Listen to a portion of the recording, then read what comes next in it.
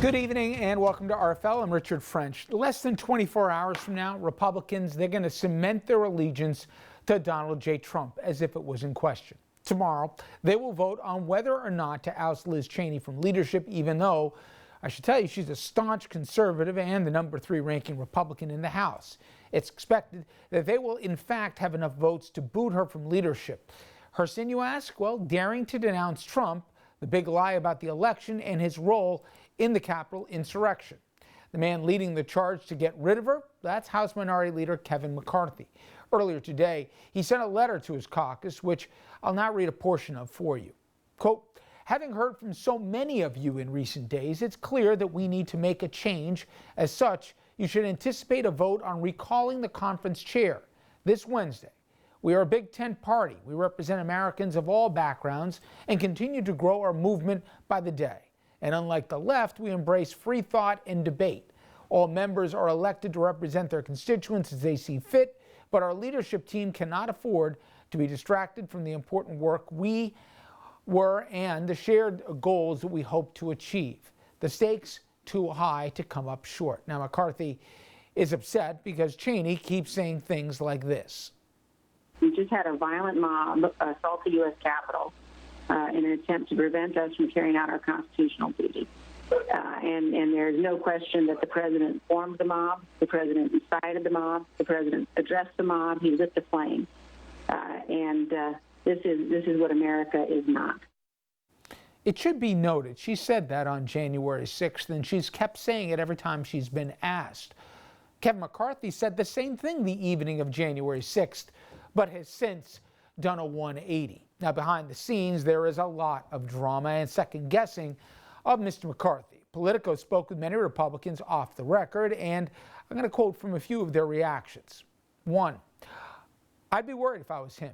You have people like me who are here to do the right thing for all the right reasons and have an expectation of leadership that are, shall we say, disgusted with the internal squabbling that results from having weak leadership. And it's weak leadership straight up. Another, he's flip-flopped on January 6th and whether it's Trump's fault. It seems like he doesn't have the backbone to lead. He bends to political pressure. Now, the woman who is presumably tapped to replace Cheney is Congresswoman Elise Stefanik from upstate New York. She's a Trumper now, but wasn't always. In fact, she even voted against his signature achievements, the tax cuts.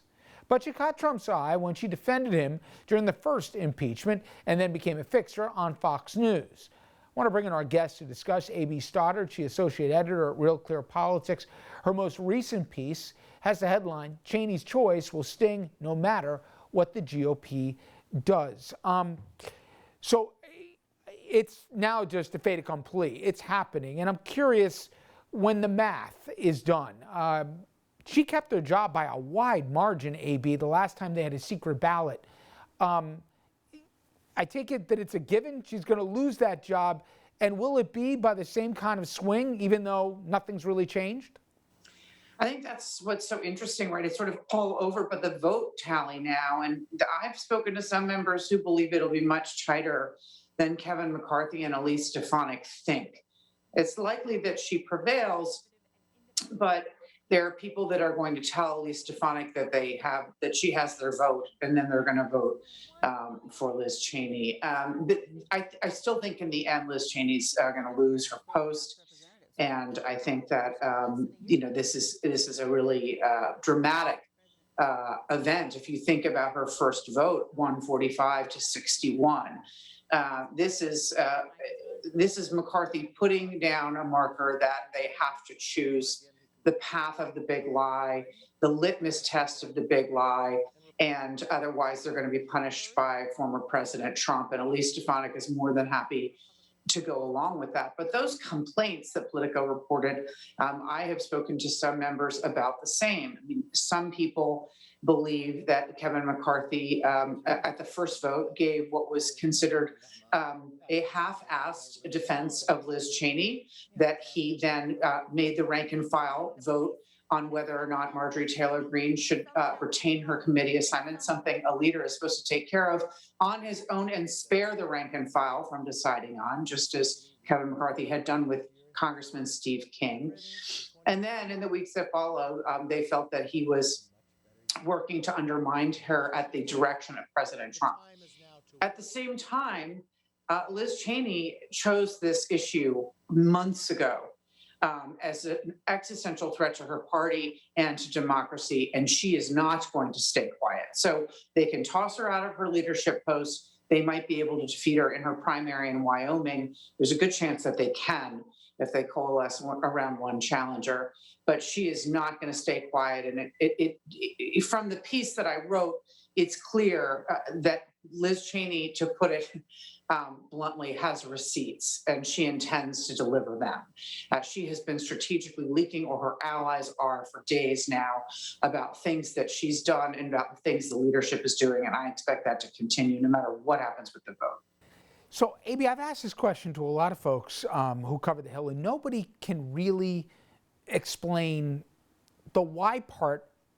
In that, the evening of January 6th, McConnell gave cover to McCarthy, where maybe, he didn't have the backbone to vote on impeachment, but he basically said, McConnell, hey, don't look any further than the president. He owns this thing. And by the way, if you guys want to prosecute him even criminally, have at it. McCarthy, we've gone ad nauseum about that phone call that he got, even with the Republican witnesses, where Trump told him basically maybe he should have cared more about the election, and McCarthy responded with a few F-bombs of his own. But he said on the 6th, hey, look to the president, he owns this. What happened where he went all sissy boy and went flying down to Mar-a-Lago to kiss the ring? My point is, if you're going to kill the king, kill the king. They had an out. Why did he capitulate and run to Florida when they had a chance to get out from under this? I think McConnell is a much smarter, a strategic leader than Kevin McCarthy. He's been at this a long time, and he really rarely makes mistakes. And he chose, for his own legacy as an institutionalist, to vote with the large majority of his conference to not impeach President Trump for inciting the riot, and then give a floor speech saying he incited the riot and might be held criminally prosecutable for that, criminally liable. McCarthy thought that he was having the natural reaction, which was clearly the president not only incited this, but he refused to escalate it in the middle of the siege when McCarthy was begging him to. And then in the days and weeks to follow, there was word from Trump world that Trump would, A, potentially form a third party, and B, start primary challenges against House incumbent members, some who voted for impeachment, maybe others who were not like MAGA enough. And so Kevin McCarthy, who wants to be speaker very badly, decided that he had to run to Mar-a-Lago and beg him not to do those things, to work on behalf of the members in the conference, and to not run in 2024, or not threaten to, as a third-party candidate. McConnell is doing a weird two-step where he's able to let Ron Johnson and all these other people speak on behalf, Lindsey Graham, of President Trump, while he stays silent and intends to never speak to him again.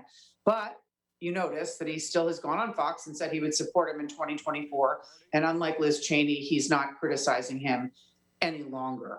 So they're choosing different paths. There will be different results, but Kevin McCarthy is really eager to be speaker. He has knives in his back in his own conference.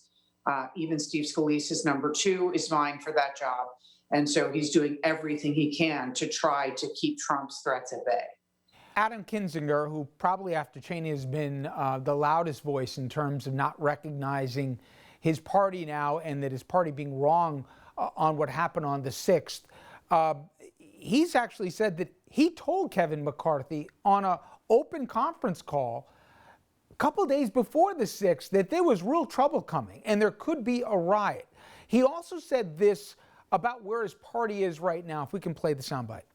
Right now, it's basically the Titanic. We're like, in the middle of this slow sink. We have a band playing on the deck, telling everybody it's fine.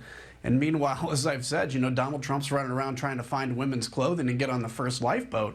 And I think there's a few of us that are just saying, guys, this is not good, not just for the future of the party, but this is not good for the future of this country. Where is the smart money, forget the morality, within the Republican circles? And I saw competing sound bites where you had Lindsey Graham saying, listen, if you think we can win without Donald Trump, you're wrong. That's the only way we're ever going to get back to relevancy as a national party. And then I saw Larry Hogan, the Republican governor of Maryland, saying, we're in the wilderness because of him. We lost the White House. We lost the Senate. We didn't get the House. You know, it's because of Trump. I mean, how much more is it going to take? What does this, I mean, I know what McConnell said, but I also know what he hasn't done in recent weeks in terms of really pulling the party away from Trump like Liz Cheney has. So when they look at the map and the math, what does it tell them? McConnell seems, as I said, to have been trying to take a personal stake that he can stand apart from this, be disgusted, and separate himself, but implicitly be supporting members in their races to keep their seats in the midterm so that McConnell can potentially be majority leader again in 2022 or 2024. McCarthy is just full on begging. Adam Kinzinger and Liz Cheney, and Mitt Romney are in a small boat by themselves, unfortunately. They are right. This is a terrible long-term strategy for the party to embrace a lie that is corrosive to democracy and will threaten every future election of ours going forward, no matter who the winner looks like it is or is certified by states to be. This is really incredibly dangerous, but they are a small minority.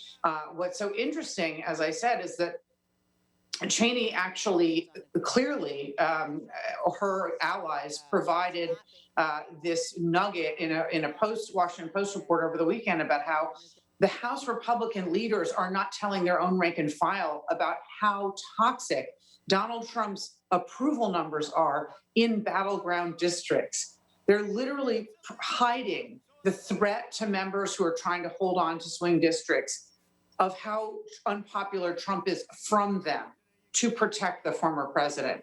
And that's why Cheney World made sure that ended up in the Washington Post on Saturday. They are not going to save the party. They're not going to change the party. They don't represent the party. But I believe that my governor, Larry Hogan, and the three of them and some others are going to continue to be very loud about this and continue to make it problematic for McCarthy and the rest of the Republican conference and the president going forward, former president, excuse me. AB, are we going to have a January 6th commission, whether McCarthy and others like it or not, and it's going to be on the riot, not some Antifa or whatever other stuff? Is that going to happen and it's just now negotiating the details? Or, I mean, I can't believe, here we are, in the middle of May, and we haven't even gotten, the groundwork going on this thing. And I would imagine if it happens as expected, there's got to be a lot of folks afraid about what might come out. That is definitely true. And I think that's been part of the push to oppose it. What I was concerned about, because this absolutely has to happen, was that the House Speaker, Nancy Pelosi, was insisting on a stacked commission and not making it equally representative like the 9/11 Commission was, and this one has to be. So both sides are now going to have subpoena power. They're going to be equally represented, and that's really the starting point. The idea of bringing in left-wing violence and Antifa protests and damage at protests and riots into this commission, a bloody insurrection at the seat of our government meant to basically stage a coup and overturn the results of the election and stop the peaceful transfer of power is not comparable, obviously, to protests that turn into riots in cities after some police brutality or other events. So I don't know that the Republicans are going to get far on that, even though they're trying to make a stand for their voters and for former President Trump. But the idea, again, that Pelosi has turned and she will bring this, the legitimacy of equal representation and subpoena power for both sides, just like the 9/11 Commission, I think was really essential and gives me great hope that something can be worked out. Very interesting stuff. AB Stoddard, as always, I really appreciate the time. Thank you. Thank you.